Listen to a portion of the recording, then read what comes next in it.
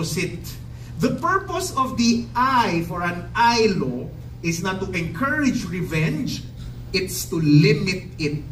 Ulitin ko ha, para malimit yung paghihiganti. Parang ganito. Tingnan niyo ako ha. Nag-away kayo tayo na lang. Nag-away tayo. Ako yung kaaway ninyo. Kapag nawalan ako ng isang mata, kung gaganti ka man, kung nawalan ka ng isang mata, dinukot ko yung isang mata mo, kung gaganti ka man, the law of eye for an eye tells us na huwag kang kukuha ng sobra isang mata. Kung magiganti ka man, hanggang isang mata lang din. Naiintindihan nyo? Kung isang ngipin yung nawala, kung gaganti ka man, huwag kang susobrahan yung ganti mo. Huwag mo siyang bubungalin. Gagawing bungal. Naiintindihan nyo? Kasi kung nagkaroon ng away tayo, away pamilya at lumala, may namatay, kung gaganti ka man, isang buhay lang ang pwede mong kunin. Kasi anong mangyayari? Kapag wala yung law of eye for an eye, ang mangyayari, magkakaubusan tayo ng lahi. Naiintindihan nyo? So merong limit. So the eye for an eye law is advocating proportional justice. Para yung punishment is fit for the crime. Kasi kapag hindi, vengeance will spiral out of control and the cycle of violence will never stop and it will continue for many generations. Naiintindihan yung sinasabi ko?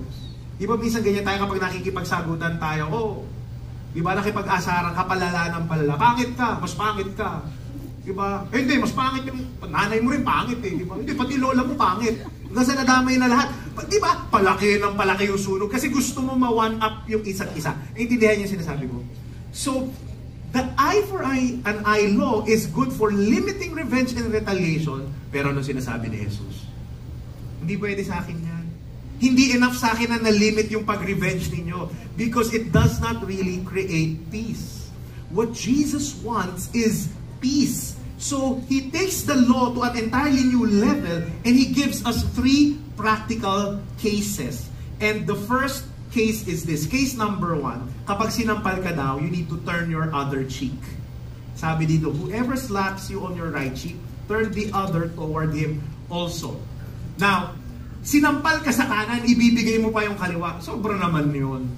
So sinasabi ba ni Jesus, magpabugbog tayo, magpaabuso? The answer is no.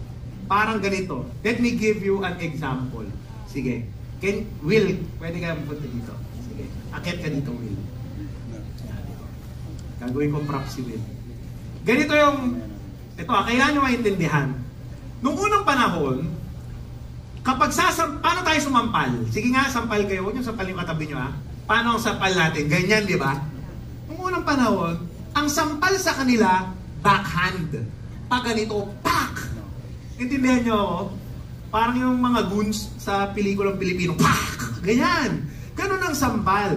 During Jesus' time, when they slap you on the right cheek, you are going to use your right hand. Pak! Diba?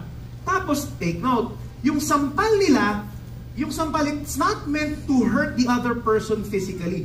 This is a sign of dominance and humiliation. So, saasampalin kita kasi, pak, wala kang kwenta. You are beneath me. So, it was practically saying na pag sinampal kita, wala kang kwentang tao. Ako yung mas magaling sa'yo. Diba? Now, pag sinampal ka daw sa kanan, ano sabi ni Jesus? Turn the other cheek. Pasampal ka din daw. So, itong tanong ko, para sampalin ko siya, paano ko siya dapat sasampalin? Hindi na pwedeng backhand. Kailangan, kasi ang hirap nung gaganyanin ko siya, awkward, di ba? Kailangan, ang sampal for ganito na, pak, di ba?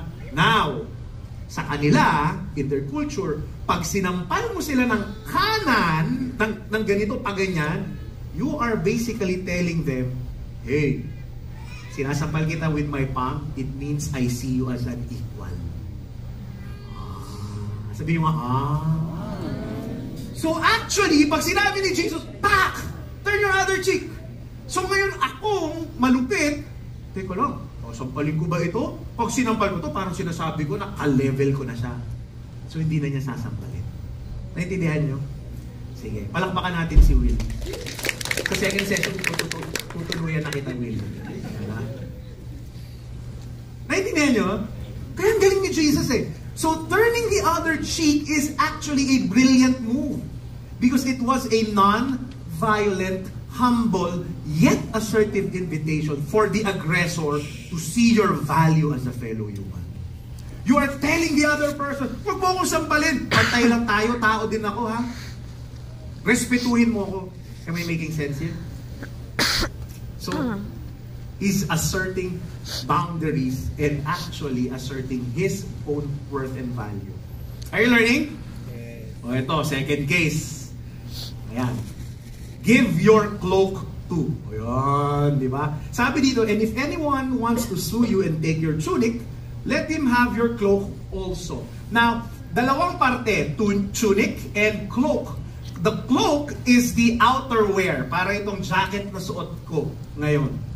But the tunic is the undershirt, itong t-shirt na suot ko ngayon. Naiintindihan nyo? Na-imagine nyo? So, sabi daw dito, pag hiningi yung undershirt mo, ibigay mo din yung jacket mo. Am I making sense here? So, para maintindihan nyo, ito yung context nun. In biblical times, kapag yung mahirap na tao, humiram siya ng pera sa nagpapautang, ang usually binibigay, dahil nga mahirap, ang pinaka-valuable item na niya is his cloak, yung jacket niya. So, ito na yung cloak ko. Gagamitin mo yan as a collateral. So, bibigay niya yan dun sa creditor. Do you follow me? Now, here's what the law of Moses tells us about loaning your cloak. Sabi dito in Exodus, if you ever seize your neighbor's cloak as a pledge, as a collateral, you are to return it to him before the sun sets, bago maggabi. For that is his only covering. It is his cloak for his body. What else is he to sleep in? Anong sabi dito? O ikaw daw, ginamit mong collateral yon, kailangan ibalik yon nung nagpautang sa'yo. Kailangan mo daw ibalik overnight. Tapos, the next day, kukunin mo ulit kasi naka-loan sa'yo, collateral sa'yo. Pero bakit? Kasi kawawa naman siya. In other words, the law is suggesting, uy, maawa ka naman dun sa mahirap, yan nga lang meron siya. Giginawin siya sa gabi, para hindi siya ginawin sa gabi. Ibalik mo sa kanya. Naiintindihan niyo ako? So this is actually a very compassionate and humane law. Pero, eto na, yung mga nagpapautang na walang kaluluwa at halang ang bituka, nakahanap sila ng loophole.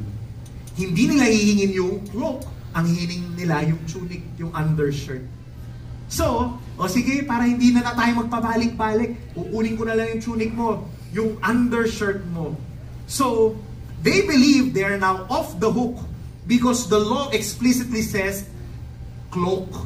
Pero kung tunic ang kinuha mo, hindi mo na kailangan ibalik. So actually, iniisahan nila yung batas. Tapos, napaka-greedy para meron talaga silang hold sa'yo. Para-paraan ng panggigipit. Do you follow me? Now, eto na. Bakit sabi ni Jesus, ibigay mo na rin pati yung cloak mo? Eh di kawawa naman siya nun. Binigay na yung tunic, binigay pa yung cloak, kawawa naman siya nun. Precisely. Yun ang gustong mangyari ni Jesus. Imagine this. Nangutang ka, binigay mo na yung t-shirt mo, binigay mo pa yung jacket mo, eh di shorts na lang natira sa'yo. Nakahubad ka na. Sabay, hawak, eto, nakita ninyo, gabi na. Yung nagpautang sa'yo, hawak-hawak yung t-shirt mo, tsaka yung jacket mo, habang ikaw, nakahubad doon for all the world to see. You see, what is Jesus trying to tell us? Giving both your tunic and your cloak just exposed their cruelty. Kasi kapag hawak nila yung tunic mo tsaka cloak mo, tas ikaw nakahubad nun, sino ngayon ang mas nakakahiya? Yung taong nangutang o yung taong grabe manggipit sa nangutang sa kanya? Naintindihan nyo? So now the shame falls on the greedy creditor. Do you follow me? Anong sinasabi ni Jesus dito? Jesus wants us to expose injustice not through violence but through costly generosity.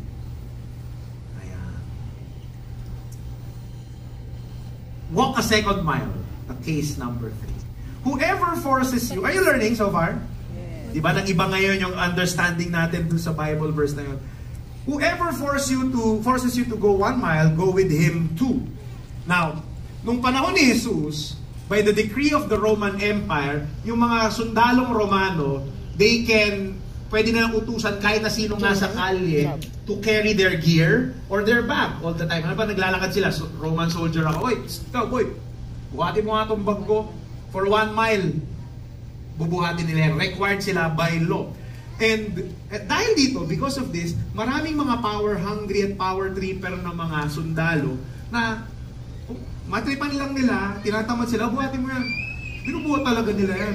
So obviously, the Jews, they hated it because this is actually a humiliating act of control. Bakit? Inuutusan kay kahit labag sa kalooban mo. And yet, Jesus said something unexpected. Pag pinabuhat daw sa inyo 1 mile, carry mo pa ng 1 mile. Bakit? Ito na. Because the first mile is an obligation and the second mile becomes a gift. Anong ibig sabihin dito? The first is done out of submission, required by the law. But the second mile, is done out of freedom. Naintindihan niyo? And when someone does this, it's like saying to the aggressor, wala kang power over me, ha? Because I am no longer carrying this bag because you say so. I am carrying this bag because I want to. Because I'd like to serve you. Nakita niyo? And in that way, you assert both your dignity and you assert your kindness. Am I making sense here? It does not make sense. Love your enemies. Pero pag tinignan mo ano sinasabi ni Jesus, you want revenge? The best revenge is no revenge. Actually, one up higher pa nga eh. The best revenge is to love and serve those who hurt you. Naalala ko tuloy itong story na ito. Meron isang mama, nakaupo siya sa isang bench.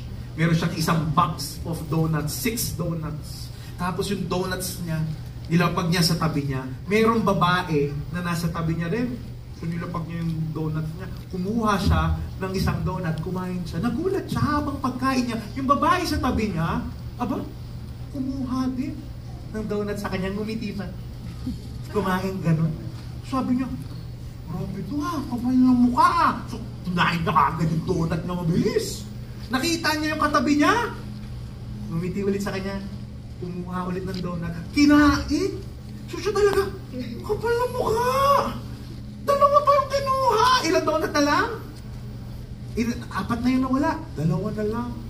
So alam mo, itong babae na to, sabi niya, nakangiti lang sa kanya siya, kinuha na niya yung isa pang donut kasi baka maubos. Kinain niya agad. Alam mo, yung babae, tumingin ulit sa kanya, nakangiti lang. Parang nangaasar. Kinuha yung huling donut. At dito ka magugulat, kinati yung last donut, ibinigay sa kanya.